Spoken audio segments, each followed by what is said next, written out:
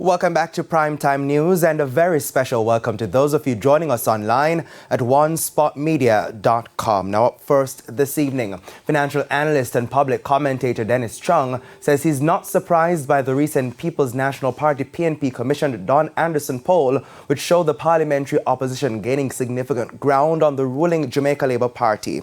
Now, the JLP has raised questions about the poll results, but speaking on Radio Jamaica News' weekly review program, That's a Wrap, Sunday afternoon, Mr. Chung says the electors are reacting to the economic challenges facing them daily.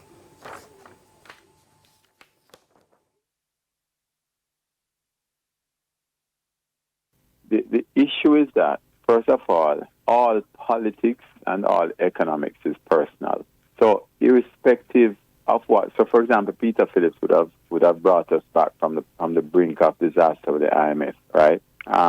And he had this significant turnaround in 2013, and it was lauded all over the world, right? But the PNP was still voted out after that.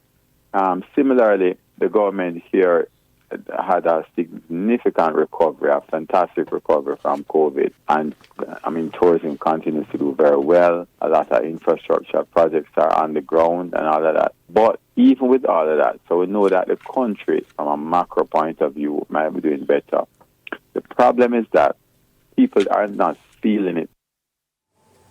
He also pointed to disorder in the society and high inflation as contributing factors in the shift in support from the governing JLP.